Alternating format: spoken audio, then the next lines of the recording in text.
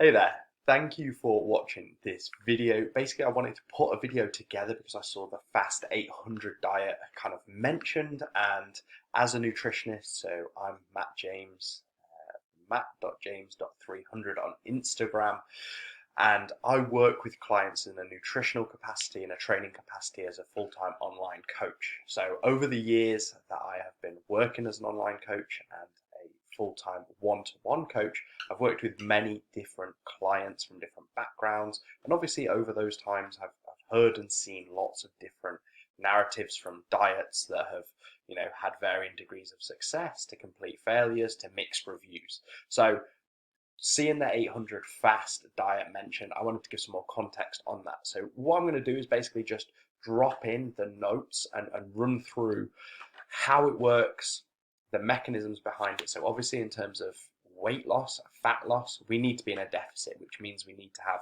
less calories going in than we've got going out, right? So if we've got calories matched, so the same calories going in and the same calories going out in our expenditure, we're going to stay the same. If we've got more calories in than we've got going out, we're going to gain weight. If we've got the opposite of that, then we're going to lose weight.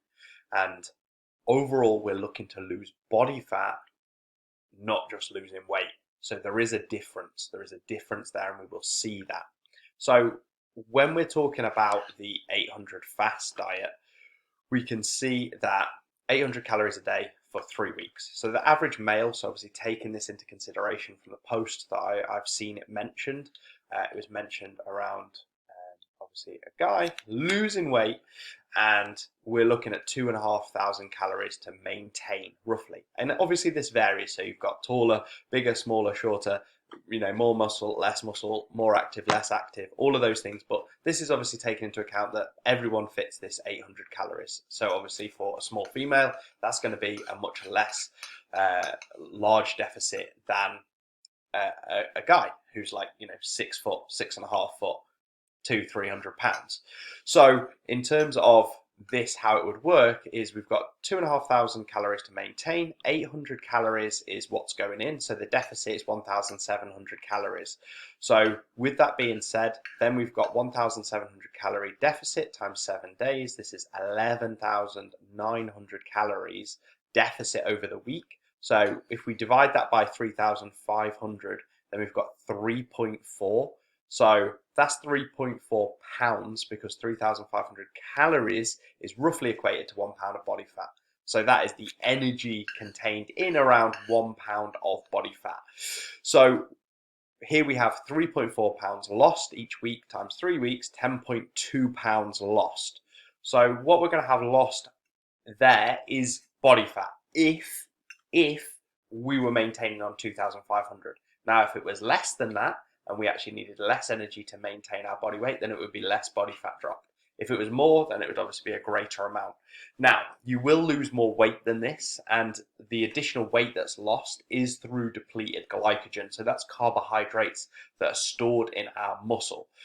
Now, along with that, so for every gram of carbohydrate that we store in the muscle, we're able to pull in 3 to 4 grams of water as well. So with muscle cells being around kind of 76, 79% of water, which is a good thing, because again, when we're going to exercise, when we're going to do some form of activity, we want to have muscle cells saturated with glycogen stores, water, so we can actually perform at our maximal output. So obviously we're going to see some degradation over this period of time in terms of energy levels, also our performance if we are training in the gym, training at home, doing cycle rides, doing runs, etc. So it mentions ketosis through the 800 calorie diet, the Fast 800 protocol. Ketosis and a keto diet is not required for weight loss.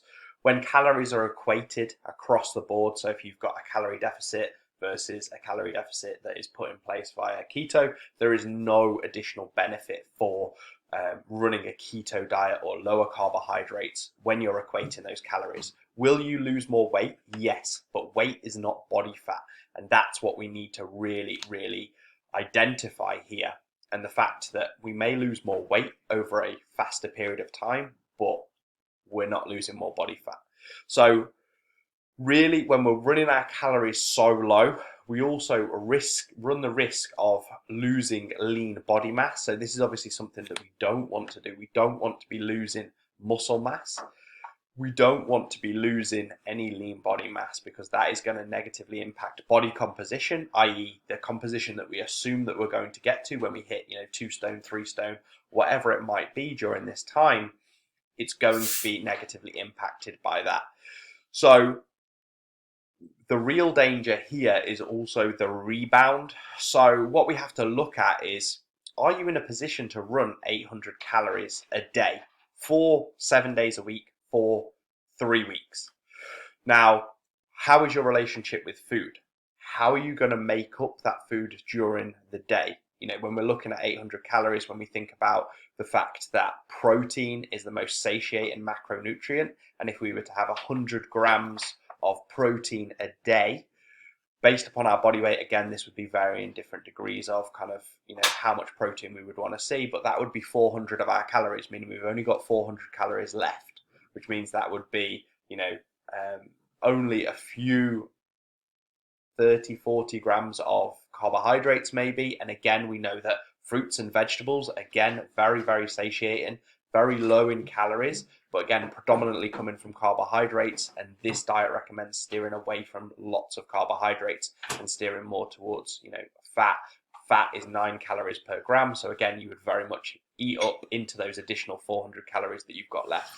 So we have to look at how our relationship is with food. Are we going to improve our relationship with food when we're doing this diet, or are we simply trying to accelerate fat loss? In which case, could we spend more time actually improving our relationship with food, having a balanced approach to meal timings? So again, improving and increasing the amount of fruits, vegetables, lean proteins, making our meals look super tasty, be super tasty, flavorful, colorful, and enhancing our reaction to sitting down and having a meal, and cutting back on snacking, binging, over restricting, and then being pulled back into that dieting phase. So what happens after the diet, we also have to consider. So when you go back to eating a normal diet, what has this diet taught you? Is it a way of living that you want to continue? Is it a diet that you really enjoy and you want to continue and carry on with? What happens when you eat carbohydrates again? Well, those glycogen stores are going to be replenished. As those glycogen stores are replenished and you're drinking fluids, those fluids are going to be pulled intracellularly again. So then you're going to see weight gain. Now, is weight gain going to go, oh, I'm gaining fat, oh my God, I've got to go back, and then are we going back into an over-restrictive and that cyclical approach? How then are you going to approach the continual weight loss past the initial 3 weeks? Are you going to follow the simple 800 fast Mediterranean style diet where it recommends, a very low amount of protein but more fats, moderate amounts of carbohydrates, and completely cutting any real starchy processed carbohydrates out? Is this a way you want to live your life as you go forward? Now, these are all things that you have to consider when entering into a diet. Obviously, we're heading into the new year. As we're heading into the new year, there's a lot of these diet phases that are approached and utilized. And yes, you can lose weight on varying different degrees of diet. They all work. If they put you in a deficit, they all work.